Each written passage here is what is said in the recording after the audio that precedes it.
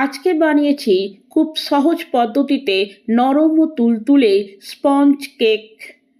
নমস্কার আমার প্রিয় বন্ধুরা, আশা করি আপনারা সকলে ভালো আছেন আর সুস্থ আছেন। বাসন্তী রান্নাঘরে আপনাদের সবাইকে সুস্বাগত। বাড়িতে কেক বানালে কি শক্ত হয়ে যায়?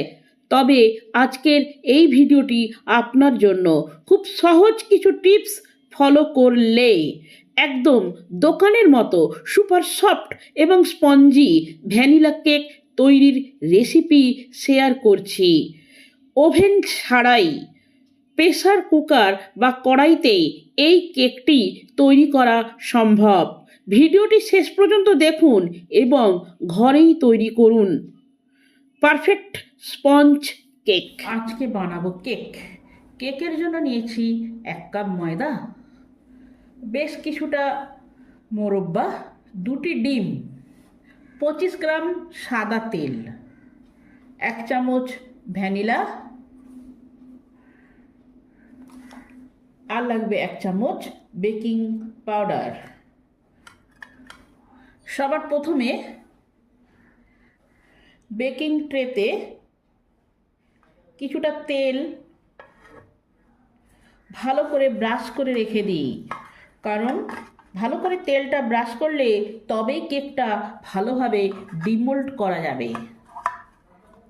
প্রতিটা কোণাতেই ভালো করে ব্রাশ করতে হবে, কোথাও যাতে বাদ না যায়। এবার যেটা কেক করব তার মধ্যে পুরো তেলটা নিয়ে নিলাম।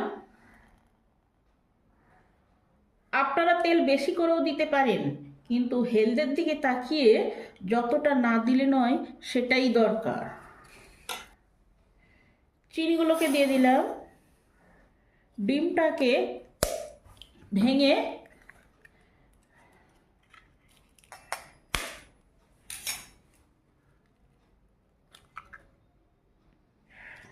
এবার এটাকে ভালো করে ফেটে নেব। চিনিটা যাতে ভালো করে গুলে যায় আর ডিমটা যাতে ভালো করে ফাটা হয় সেই দিকে লক্ষ্য রাখতে হবে।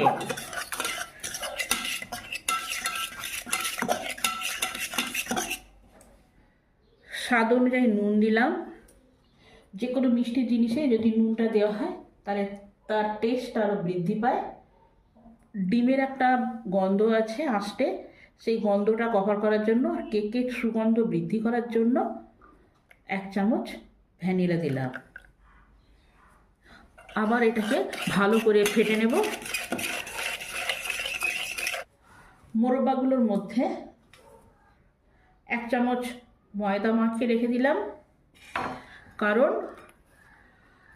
এই মোরব্বাগুলো কেকে যখন দেওয়া হবে যেখানে দেওয়া হবে সেখানটাই রয়ে যাবে। এটা সাইডে থাক। এবার এই মিশ্রণের মধ্যে ময়দাটা দিয়ে দিলাম।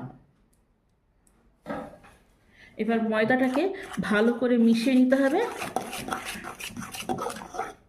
যদি জল লাগে তাহলে জল দিতে হবে।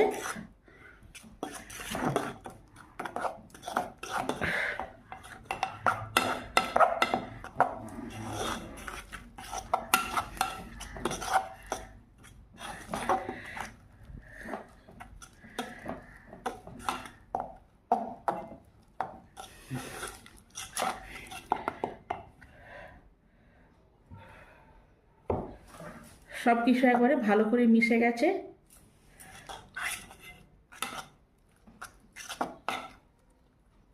একে 5 থেকে 6 মিনিট ফেটে নেব, তাহলে কেকটা ফ্লফি হবে।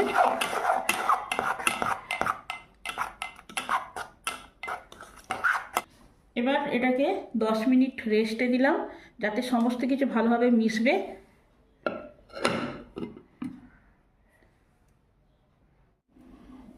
দশ মিনিট পর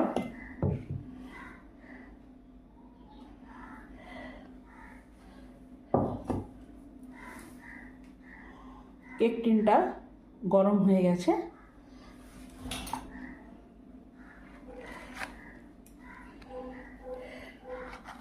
এবার এর মধ্যে 1 চামচ বেকিং পাউডার যোগ করলাম। এবার এই বেকিং পাউডারটাকে অ্যাক্টিভ করার জন্য 2 টেবিল চামচ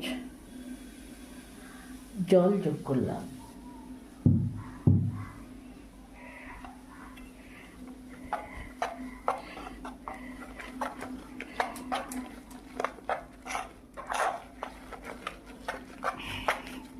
এবার ভালো করে সমস্ত মিশ্রণের মধ্যে বেকিং পাউডারটাকে মিশিয়ে দিলাম।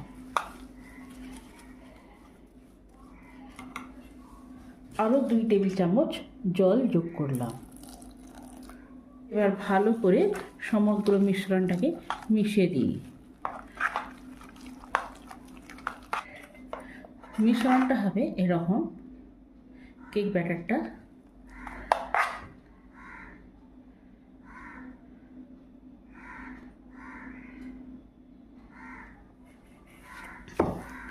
এবার মোরব্বাগুলো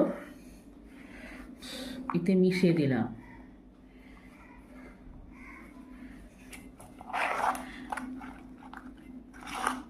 মোরব্বাটাও ভালো করে কেকের মধ্যে চাড়িয়ে দিলাম।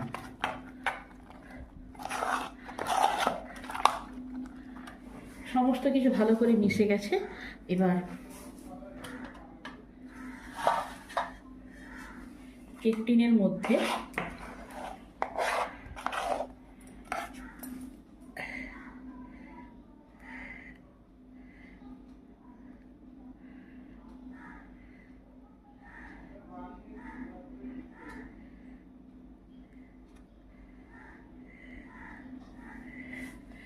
ভালো করে চাড়িয়ে দিলাম।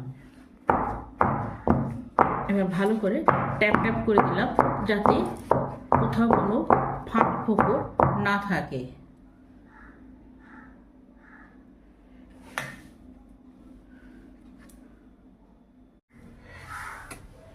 এবার যার মধ্যে কেক হবে তার মধ্যে বসিয়ে দিলাম। 5 মিনিট মিডিয়াম হিটে রাখবো আর 40 মিনিট সিমে রাখলেই কেকটা আমার হয়ে যাবে। এখন 5 মিনিট মিডিয়াম হিট করে দিলাম। এখন 5 মিনিট পর চাপাটা খুলে দেখি কেকটা ভালো কালার আসার জন্য এর তলায় বেশ কিছু পেপার দিলাম।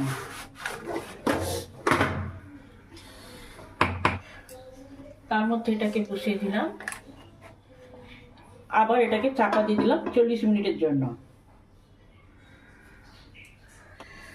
45 মিনিট পর চাপাটা খুলে দেখি কি অবস্থা।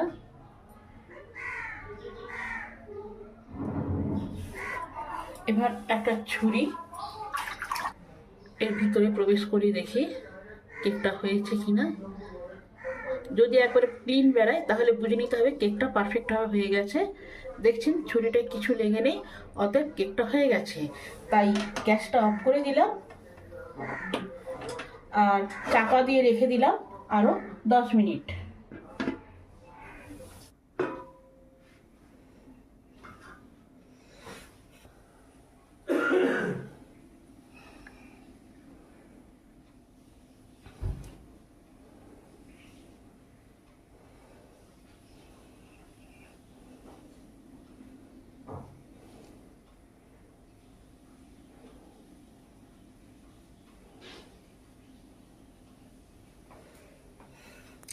কেকটা পুরো ঠান্ডা হয়ে গেছে।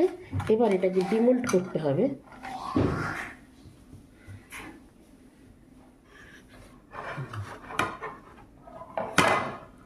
কত সুন্দর হয়ে গেল।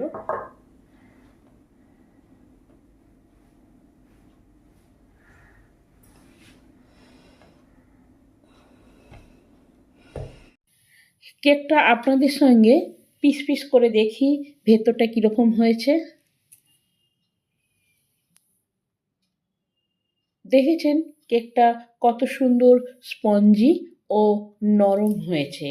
বাড়িতে যদি এত সুন্দর কেক বানানো যায় তাহলে বাজার থেকে কেক কিনে খাওয়ার কোনো দরকারই নেই। আপনারাও বাড়িতে এইভাবে সুপার সফট স্পঞ্জি কেক বানিয়ে খেয়ে দেখবেন। রেসিপিটা কেমন হলো কমেন্ট করে জানাবেন। আমি আপনাদের কমেন্টের অপেক্ষায় রইলাম। ভিডিওটি সম্পূর্ণরূপে দেখার জন্য অসংখ্য ধন্যবাদ। দেখা হচ্ছে অন্য কোনো নতুন ভিডিওতে। আপনারা সকলে সুস্থ থাকবেন আর ভালো থাকবেন।